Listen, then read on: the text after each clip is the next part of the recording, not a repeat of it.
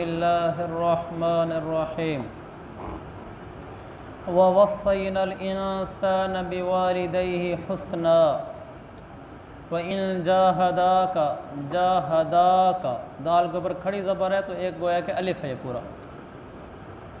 व इन जाहदाका लितुश्रिका बिमा लैसा लका बिही इल्मुन फला तुतिअहुमा इलैया, इसको पढ़ना है, इलैया मरजिउकुम फउनब्बिउकुम बिमा कुंतुम तामलून। अल्लाह ताला फरमाता है ववस्सैनल इंसान बिवालिदैहि हुस्ना, हमने इंसान को हुक्म दिया है कि वह अपने वालिदैन के साथ अच्छा सलूक करे। व इन जाहदाका लितुश्रिका बिमा लैसा लका बिही इल्म, अगर वो तुम पर ज़ोर डालें कि तुम मेरे साथ किसी ऐसे माबूद को शरीक ठहराओ जिसके बारे में तुम्हारे पास कोई दलील ही नहीं है, फ़ला तुतिअहुमा, तो फिर वालिदैन की ये बात बिल्कुल ना मानो। इलैया मरजिउकुम, तुमने मेरे पास ही लौट कर आना है। फ़उनब्बिउकुम बिमा कुंतुम तामलून, तो उस वक्त मैं तुम्हें बताऊंगा कि तुम दुनिया में क्या करते रहे हो। ये वो आयत है कि जिसके हुक्म से आधी उम्मत ना वाकिफ़ है, आधी से भी ज़्यादा कहूँ तो शायद बजा होगा। हमारे यहाँ ये तो मारूफ़ है कि वालिदैन की खिदमत करो, वालिदैन के साथ हुस्न सलूक करो। हालांकि कुरान की पूरी आयत तो इस तरह है कि हमने इंसान को वालिदैन के साथ अच्छा सलूक करने का हुक्म दिया, और अगर वालिदैन नाजायज़ काम पर उभारें तो फिर फ़ला तुतिअहुमा, फिर उनकी इताअत न करो। दूसरी जगह है वक़ुल लहुमा क़ौलन मअरूफ़ा या क़ौलन करीमा, वालिदैन के साथ बात इज़्ज़त के साथ करो, बात तमीज़ से करो, लेकिन जब वो नाफरमानी पर वालिदैन उभारें तो फिर वालिदैन की इताअत नहीं करनी। ये कायदा उसूल ज़ाब्ता शरीयत का समझने का है कि शरीयत ने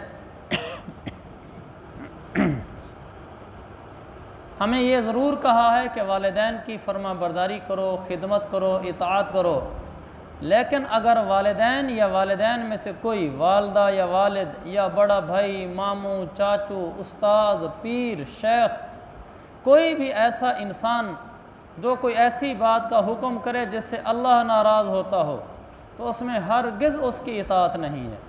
अलबत्ता वक़ुल लहुमा क़ौलन करीमा, बात इज़्ज़त के साथ करेंगे, उनके साथ लहजे में सख्ती नहीं लेंगे, बदतमीज़ी का रवैया नहीं इख्तियार करेंगे, इताअत और फरमा बरदारी भी नहीं करेंगे। अल्लाह के नबी की हदीस है ला ताअता लिमखलूकिन फ़ी मासियतिल खालिक, ला ताअता लिमखलूकिन, मखलूक की इताअत व फरमा बरदारी की इजाज़त ही नहीं है फ़ी मासियतिल खालिक, उस काम के अंदर जिस काम में खालिक की नाफरमानी हो रही हो। लिहाजा माँ बाप की वो बातें माननी हैं, दादे की, नाने की, ऐसे नानी अम्मा की, दादी अम्मा की, बड़े भाई की, चाचू की, हत्ता के उस्ताद, पीर, शेख, सब की सिर्फ वो बात माननी है जो कुरान और सुन्नत के मुताबिक है। जो इससे हटकर है उनकी वो बात बिल्कुल नहीं माननी। इसी आयत से मुतल्लिक़ा वो वाक़या है साद बिन अबी वक़ास रज़ियल्लाहु अन्हु का। वो मुसलमान हो गए, उनका अपनी वालदा के साथ बहुत दिली लगाव था, बहुत क़ल्बी वाबस्तगी थी।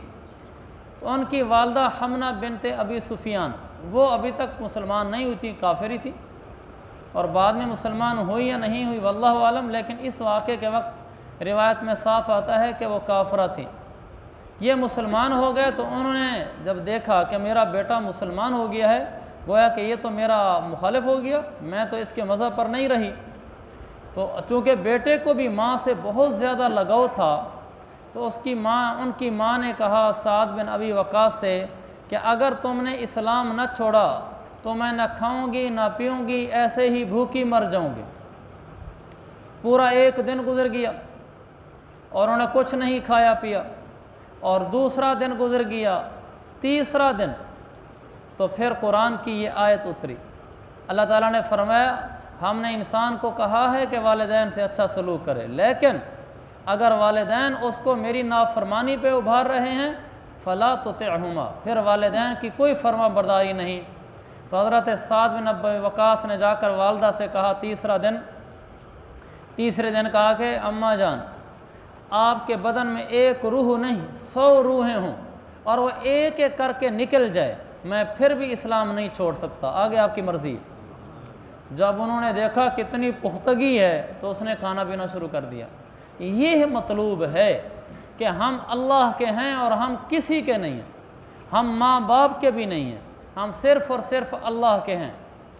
ग़ज़वा बदर में जब आखिर में मुशरिकीन मक्का गिरफ़्तार हो रहे थे तो एक सहाबी ने दूसरे सहाबी को कहा, अंसारी सहाबी किसी को गिरफ़्तार कर रहे थे, तो जिसको गिरफ़्तार कर रहे थे तो इसका मुसलमान भाई भी साथ खड़ा था। तो इसने गिरफ़्तार करने वाले को, रस्सियाँ बांधने वाले को कहा उसके बारे में जिसकी रस्सियाँ बांध रहे थे, हालांकि उसका सगा भाई है, कहने लगा ये सहाबी का इसके हाथों पे ज़रा अच्छे तरीके से रस्सियाँ बांधना, इसकी माँ बड़ी मालदार है, कल जब इसको छुड़वाने के लिए आएगी, फ़िदिया देने के लिए आएगी तो बड़ी फ़िदिया की रकम दे सकती है वो, लिहाजा रस्सी अच्छे तरीके से बांधना। तो वो एकदम हैरान हो गया, वो इनको कहने लगा कि तू मेरा भाई होकर मेरे ख़िलाफ़ बातें करता है और उसकी मदद करता है जो अंसारी यानी मदीने का आदमी है, हमारी कौम, कबीले, ख़ानदान, इलाके का तक का आदमी नहीं है, ये तो चूँकि मक्का से हिजरत करके आए हुए थे। तो इन्होंने दो टोक लफ्ज़ों में कहा, या तो साहबा में वाक़या लिखा है, इन्होंने दो टोक लफ्ज़ों में कहा अपने उस भाई को, उसने कहा तुम मेरे कोई भाई नहीं, मेरा वो भाई है जो अल्लाह रसूल को मानता हो, ये अंसारी मेरा भाई है, तू मेरा भाई नहीं है। तो इन्होंने अपने रिश्ते तक गोया के तोड़ दिए, अल्लाह रसूल की बुनियाद पे जुड़ते थे, अल्लाह रसूल की बुनियाद पे जुदा होते थे। हमारी बुनियाद, हमारी ख़मीर, हमारी श्रेष्ठ फितरत, असलियत बुनियाद में अल्लाह रसूल हैं, इसलिए हम अल्लाह रसूल के हैं, हम किसी के नहीं हैं, हम माँ के भी नहीं हैं, बाप के भी नहीं हैं, हम अपने भी नहीं हैं। अगर मेरा अपना ज़मीर, मेरा मन मुझे कहे कि ये काम करना है और अल्लाह रसूल कहें कि ये नहीं करना, हम नहीं करेंगे, हम कहेंगे कि हम तेरे भी नहीं हैं, हम अल्लाह के हैं और उसी के हैं। वालिदैन की हम क्यों खिदमत करते हैं, क्यों फरमा बरदारी करते हैं? इसलिए कि हमें अल्लाह रसूल ने कहा है ववस्सैनल इंसान बिवालिदैहि हुस्ना, हमने इंसान को हुक्म दिया है कि अपने वालिदैन के साथ अच्छा रहे, तो हम तो इसलिए अल्लाह के हुक्म की वजह से वालिदैन की मानते हैं।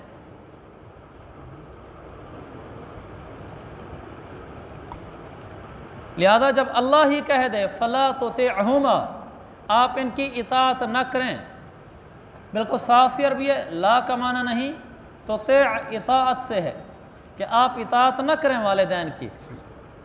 तो ये ज़ाब्ता हमें मिल गया कि हमने पूरी ज़िंदगी में अपनी ज़िंदगी का मेयार, बुनियाद वो अल्लाह रसूल को बनाना है। अल्लाह रसूल जो कहेंगे वो हम करेंगे, जिससे वो रोकेंगे उससे हम रुक जाएंगे, जिससे काटेंगे हम कट जाएंगे। ग़ज़वा बदर के मौके पर जब अल्लाह के नबी ने पूछा सहाबा से बदर की जंग के बारे में जाना है, क्या राय है, तो अबू बकर सिद्दीक़ उठे, कहा या रसूल अल्लाह हम लड़ेंगे। हज़रत उमर उठे, कहा हम लड़ेंगे। अल्लाह के नबी फिर भी पूछ रहे थे और बोलो भाई, और बोलो भाई।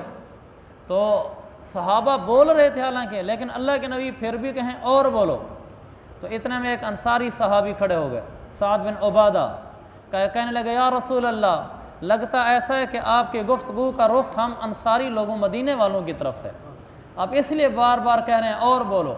इसलिए कि मक्का से जो हिजरत करके आए थे अल्लाह के नबी के साथ, उन्होंने तो कहना ही था कि जी या रसूल अल्लाह हम आपके साथ हैं, इसलिए कि वो तो आपके साथ जो मक्का छोड़कर आ गए, देश छोड़कर आ गए, ख़ानदान छोड़कर आ गए, वो तो अल्लाह के नबी के लिए आए थे। मदीना वालों की असल बात थी कि वो अपने इलाके में रह रहे थे और उनके साथ मुसलमानों का मुआहदा ये था कि मदीना में रहते हुए अगर कोई हमारे ऊपर हमला करेगा तो आप हमारा साथ देंगे। अब तो मदीना से बाहर बदर में लड़ाई होने जा रही थी। तो जब साद बिन उबादा ने कहा या रसूल अल्लाह अल्लाह का तोरीदा, या रसूल अल्लाह आपकी मुराद हम हैं, आपने फरमाया अजल, जी हाँ। बस फिर जो साद बिन उबादा खड़े हुए वो तकरीर की कि तारीख़ ने रकम कर दी, कहने लगे या रसूल अल्लाह हम बनी इसराइल की तरह नहीं हैं जिन्होंने हज़रत मूसा अलैहिस्सलाम से कहा था इज़हब अंता व रब्बुका फ़क़ातिला इन्ना हाहुना क़ाइदुन। जब मूसा अलैहिस्सलाम ने बनी इसराइल से कहा था आओ जंग लड़ने चलते हैं, तो उन्होंने कहा था मूसा तू जान तेरा रब जाने, हम नहीं जाते लड़ने के लिए, हम इधर ही बैठे हुए हैं। तो उन्होंने कहा या रसूल अल्लाह हम वो नहीं हैं। आगे बहुत खूबसूरत तकरीर की, कहने लगे या रसूल अल्लाह आप हमें हुक्म दें, बरके खिमाद एक बहुत दूर का इलाका है, आप हमें हुक्म दें हम बरके खिमाद तक अपने घोड़े दौड़ा देंगे, आप हमें हुक्म दें हम आपके हुक्म पर समंदर में छलांगे लगा देंगे, आप हमें हुक्म दें हम आपके हुक्म पर पहाड़ों की चोटियों से अपने आप को नीचे गिरा देंगे। या रसूल अल्लाह सालिम मनशेता, आप जिससे चाहें हमें जोड़ दें हम जुड़ जाएंगे, वह हारिब मनशेता, आप जिससे चाहें हमें लड़ा दें हम लड़ पड़ेंगे, आप हुक्म फरमाएं। जब उन्होंने तकरीर की तो मेरे आका का चेहरा खिल उठा। आपने फरमाया अब चलो। फिर जाकर जो लड़े हैं तो फिर बदर की लड़ाई मशहूर है, कैसे उनकी गर्दनें कट कट के काफरों की गिर रही थी।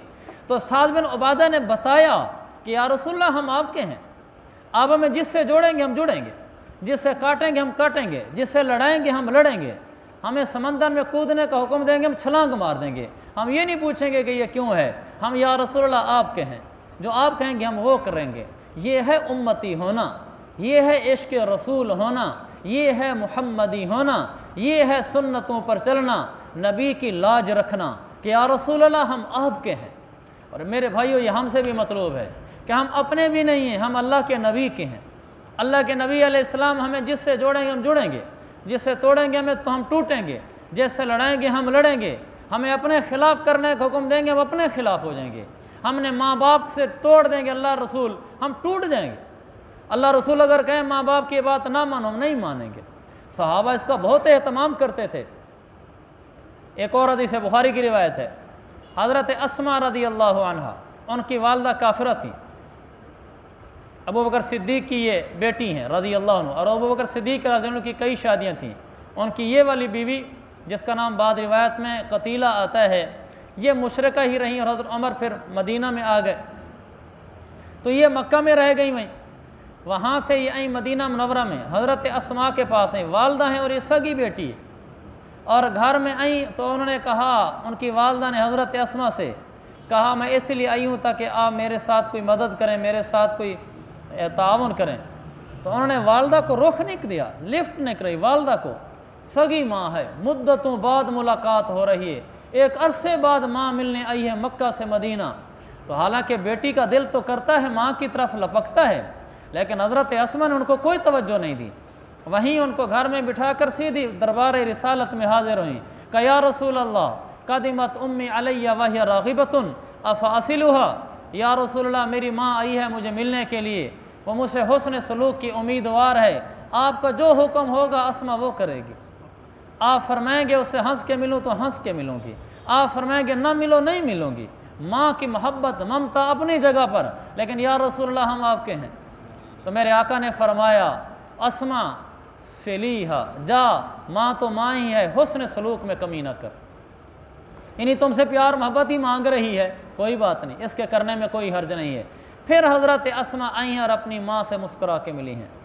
यह हमें सबक दिया गया कि हम किसी के नहीं हैं, हम अल्लाह रसूल के हैं, और यही वो ज़िंदगी है जो कुरान और हदीस से हमें मतलूब है, और कुरान और हदीस हमसे जिस ज़िंदगी का तकाजा करता है। इसलिए मेरे अजीज़ भाइयों, अपनी ख्वाहिशों को, सुन्नत को देख कर तोड़ा करें कि अल्लाह के नबी की सुन्नत ये और मेरी ख्वाहिश ये, मैं ख्वाहिश अपने हाथों अपनी खुद ज़िबा करूँगा, इसलिए कि मैं अल्लाह रसूल का हूँ, मैं अपना नहीं हूँ। हम अपने बच्चों की ख्वाहिशात को अपने हाथों से तोड़ेंगे कि हम अल्लाह रसूल के हैं, बच्चों के नहीं हैं। मसलन कैसे तोड़ेंगे? अगर बच्चा किसी ऐसी बात का हुक्म करता है बाप को कि अब्बा जी ये ला दो या ये कर दो, और वो नाजायज़ और गुनाह है, तो बाप के दिल में बेटे की मोहब्बत होती है, लेकिन बाप ऐसे मौके पर बेटे का साथ नहीं देगा। बेटा कहता है कि अब्बा जी आप मुझे इतने पैसे दे दें, आप फलानी चीज़ मुझे दे दें, मैंने बैंक में गिरवी रखानी है और सूद पर कर्जा लेना है। बाप के दिल में बेटे की मोहब्बत है, लेकिन ऐसे मौके पर बाप को भी हुक्म होगा बेटे से मोहब्बत को दफन कर दे। अपनी जायदाद, अपनी कोई चीज़ बेटे को इसलिए न दे कि ये वहाँ बैंक में रखवा कर गिरवी, इसके बदले में आगे सूदी कर्जा लेकर आए। बाप को भी हुक्म होगा कि बेटे से मोहब्बत होने के बावजूद उसकी बात न मान।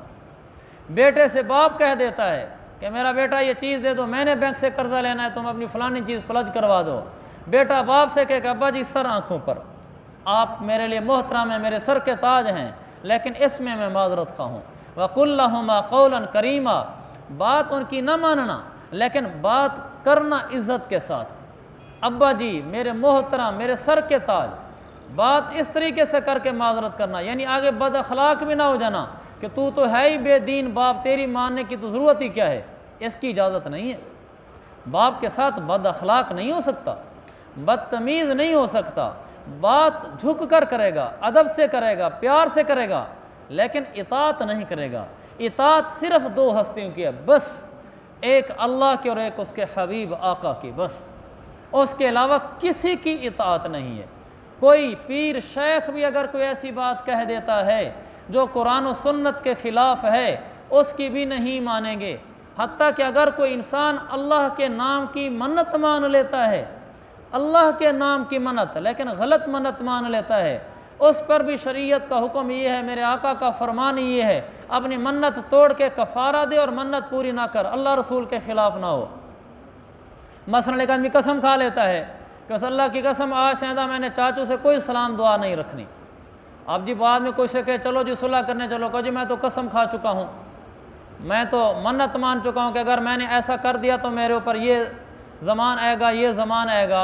शरीयत कहती है कसम तोड़ दे, भौला अल्लाह के नाम की कसम खाइए, फिर भी कसम तोड़ दे, इसलिए कि चाचू से सलाम दुआ बंद कर देना गुनाह कबीरा है।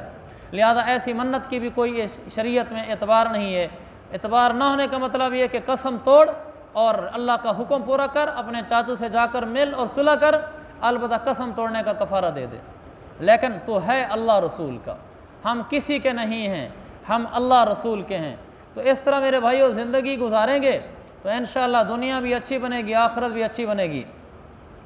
हज़रत सौबान रात को लेटे हुए थे रज़ी अल्लाह अन्हु, दौड़ते हुए आए अल्लाह के रसूल सल्लल्लाहु अलैहि वसल्लम के दरवाज़े पर, कहने लगे या रसूल अल्लाह, लेटे लेटे आपकी याद आ गई थी। मैंने कहा जब तक आपको देख ना लूँ तो दिल बेकरार रहेगा। मैंने कहा सीना ना फट जाए, आपके दीदार से आँखों को ठंडा करने आया हूँ। क्या इश्क था! सहाबा ने इश्क के हक़ अदा किए, जैसे हक़ होता है। अल्लाह के नबी सल्लल्लाहु अलैहि वसल्लम ने एक दफ़ा किसी से घर बदलवाया था, गालिबन हज़रत फ़ातिमा के लिए, किसी सहाबी का दूर घर था, हज़रत अली के लिए घर बदलवाया था कि अपना घर हमें दे दो जो करीब है और दूर वाला हमसे ले लो। तो उन्होंने बदल दिया था। दोबारा फिर आपको ज़रूरत पेश आई फिर कोई घर बदलवाने की, तो फिर उसी सहाबी के साथ बदलवाने की नौबत आ रही थी। तो अल्लाह के नबी ने उनसे नहीं मांगा घर कि एक दफ़ा बदलवा चुका हूँ, दोबारा अच्छा नहीं लगता। उस सहाबी को पता ही कोई नहीं। कुछ दिनों बाद कहीं बात चलती हुई उन तक पहुँची तो कि यार अल्लाह के रसूल का इरादा था कि आपके घर से घर बदलवाएँ, कि जो दूर वाला घर है वो आप ले लें, करीब वाला हजूर अलैहिस्सलाम को दे दें। तो लेकिन उन्होंने दोबारा कहना मुनासिब नहीं समझा। सहाबी दौड़ते हुए कहा या रसूल अल्लाह, मैंने ये बात सुनी है, ये बात सुनने के बाद मैं आपके पास हाजिर हुआ हूँ। या रसूलल्लाह, हमारा कोई घर हमारा नहीं है, हमारे सब घर आपके घर हैं। या रसूलल्लाह, हमारा कोई घर हमारा नहीं है, हमारे सारे घर आपके घर हैं। आप जहाँ रहें, जहाँ बैठें, जिधर रखें कोई चीज़, आपकी चीज़ें हमारे लिए खुशी की चीज़ है। मेरे अज़ीज़ भैया, हम अल्लाह रसूल के हैं, हम अल्लाह के हैं, अल्लाह के हबीब सल्लल्लाहु अलैहि वसल्लम के हैं, जिस नबी के आगे आकर ऊँट भी गर्दन झुका देता हो। हम इंसान होकर भी गर्दन ना झुकाएं तो मोहम्मदी कहने में भी शक लगता है। अल्लाह के नबी के पास कुछ आदमी है, कहने लगे या रसूल अल्लाह, हमारा ऊँट है बौला हो गया है, पागल हो गया है, काटता है, तो बाग के अंदर है, तो हमने बाग के मरकज़ी दरवाज़े को ताला लगा दिया है, आपके पास हाजिर हुए हैं कि आप दुआ कर दें हमारे लिए परेशानी है। तो आपने फरमाया मुझे साथ ले चलो। वो आपको साथ लेकर गए, बाग के दरवाज़े पर पहुँचे। मेरे आका फरमाते हैं दरवाज़ा खोलो। वो उन्होंने कहा या रसूलल्लाह, अंदर बौला ऊँट है। आपने फरमाया दरवाज़ा खोलो। उन्होंने दरवाज़ा खोला, ऊँट किनारे पर खड़ा था।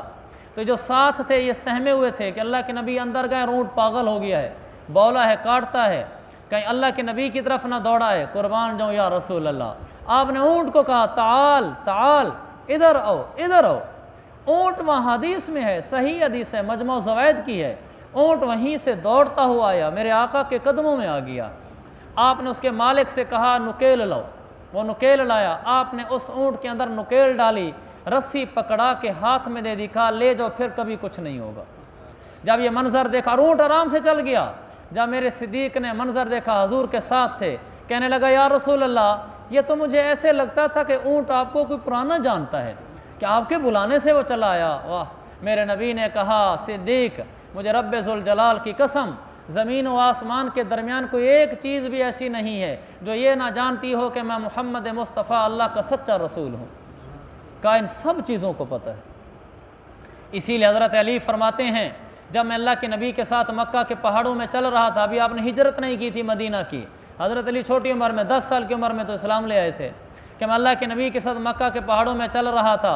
मैं जिस पहाड़ के पास से गुजरता था, पहाड़ देखकर मेरे आका को कहता था, अस्सलामु अलैका या रसूल अल्लाह। आप जिस दरख्त के पास से गुजरते थे, दरख्त कहता था अस्सलामु अलैका या रसूल अल्लाह। पहाड़ भी जानते थे कि मेरे करीब से कोई हस्ती गुजरी है, दरख्त भी जानता था कि मेरे करीब से कोई हस्ती गुजरी, और कहता था अस्सलामु अलैका या रसूल अल्लाह, अस्सलामु अलैका या रसूल अल्लाह। तो मेरे अजीज़ भाइयों, इतना आला नबी हमें मिला है और हम उसके उम्मती हैं, ये हमारा एजाज़ है। किसी शायर ने कहा था, जिस शेर का मतलब ये कि या रसूल अल्लाह, आप गए थे मेराज पर, अल्लाह के पास अर्श पर, ये आपकी मेराज है। अगर मुझे आपके कदमों में पहुंचना मिल जाए तो मेरा यही मेराज है। और लोगों को बादशाहों को जूते मिलते हैं, लोगों को बादशाहों को ताज मिलते हैं। या रसूल अल्लाह, अगर आपके नालैन सर पे रखने को मिल जाए तो ये मेरी यही बादशाहत है। और ये हक़ है, सच है, हमारा ईमान है। मेरे पाक नबी के कदमों के नीचे लगी हुई मट्टी अगर मेरी आंखों में लग जाए, इससे बेहतर सुरमा कोई नहीं। अगर मेरे पाक नबी का जूता वो मिल जाए, रब्बे ज़ुल जलाल की कसम, अगर वो सर पे रखने को मिल जाए तो इससे बड़ा दुनिया का ताज कोई नहीं है। ये हमारा ईमान है। मेरे नबी का खून मिल जाए, हम पी लें, इससे बेहतर पीने की कोई चीज़ नहीं है। ये हमारा नबी है। अल्लाह ने उनको जो मकाम, अल्लाह के नबी जिस कब्र अतहर में हैं, आपके बदन मुबारक से जो मट्टी लगी हुई है, ये अक़ीदा है, हमारा अक़ीदा है। आपके बदन मुबारक से जो मट्टी लगी हुई है, ज़मीन का वो टुकड़ा अर्श से भी कीमती है। ज़मीन के उस टुकड़े का मकाम बैतुल्लाह से भी ज़्यादा है। अल-मुहन्नद अल-मुफन्नद में लिखा है, ज़मीन के उस टुकड़े का मकाम अर्श से भी ज़्यादा है। इसलिए कि मेरे नबी के बदन मुबारक से वो टुकड़ा मस हो गया है। क्या हस्ती है कि वो एक लकड़ी उठाकर मिसवाक करते हैं तो उम्मत उसको मिसवाक का नाम देती है, जेबों में रखे फिरती है, सीने में लगाए फिरती है, दांतों को लगाती है। क्या हुआ? सिर्फ एक लकड़ी थी जिसको मेरे नबी ने अपने दांतों पे फेरा था, तो उम्मत ने उसको सर का ताज बनाकर इज्जत मकाम दिया, मिसवाक का नाम दिया। मेरे नबी जिस शहर में आए थे, देखने में मदीना शहरों की तरह शहर है, मट्टी की तरह मट्टी है, यही सूरज तुलू होता है, यही आसमान है, लेकिन क्या है, सारी दुनिया लब की जा रही है, मदीने जाना है, मदीने जाना है। क्या चीज़ रखी है मदीने में? मेरे पाक नबी की आमद आई, मेरा पाक नबी का बदन अतहर है, मेरे पाक नबी की सुबह शामें वहाँ गुजरी। दुनिया जहान के टुकड़े मिलकर बैतुल्लाह बहुत ऊंची जगह है, लेकिन इमाम अहमद के नज़दीक सारी दुनिया से कीमती टुकड़ा मदीना मुनव्वरा की सरजमीन है। इसलिए कि मेरे पाक नबी उस पर रहे और वैसे नबी में आपने आराम फरमाया है। इसलिए मेरे अजीज़ भाइयों, हम अल्लाह के हैं और अल्लाह के रसूल के हैं। इतनी बड़ी हस्ती से जुड़ जाएंगे, क़यामत वाले दिन काम बन जाएगा, हौज़ कौसर से पानी मिल जाएगा। इतनी बड़ी हस्ती से कट जाएंगे, यानी उनकी सुन्नतों पर अमल नहीं करेंगे, उनकी इताअत नहीं करेंगे, उनसे इश्क नहीं करेंगे, उनसे मोहब्बत नहीं करेंगे, उन पर जान निछावर नहीं करेंगे, दिल उनके लिए तड़पेगा नहीं, जिस्म उनके शहर की तरफ भागेगा नहीं, बैठ कर गुंबद खजरा के तसव्वुर से आंखें बेचैन नहीं होंगी, आखिरत में रह जाएंगे, पीछे रह जाएंगे।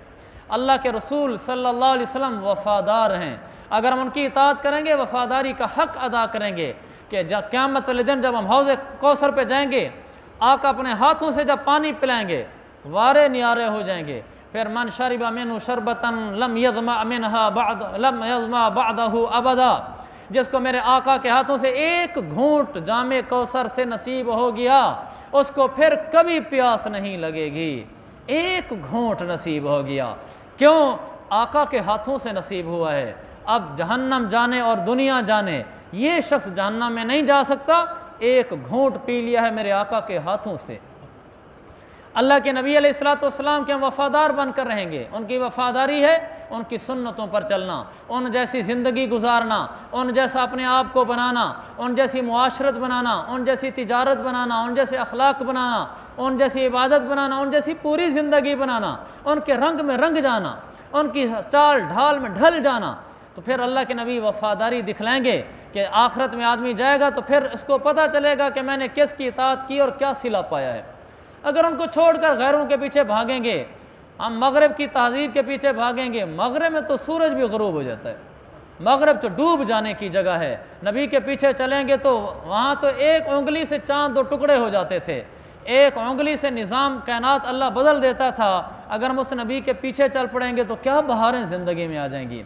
मेरे भैया, अल्लाह ताला मुझे भी और आपको भी अपने हबीब का इश्क नसीब फरमाए, अपने हबीब अलैहिस्सलाम की सच्ची मोहब्बत, सच्ची इताअत, सच्ची फरमाबरदारी, सच्ची जानिसारी, उनके शहर से मोहब्बत, उनकी सरज़मीन से मोहब्बत, उनके गुंबद खज़रा से मोहब्बत, उनके सहाबा से मोहब्बत, उनके हसनैन करीमैन से मोहब्बत, उनकी बेटियों से मोहब्बत, उनकी औलाद नस्ल सादा से मोहब्बत अल्लाह हमें नसीब फरमाए। इसी पे जीना, इसी पे मरना अता फरमाए।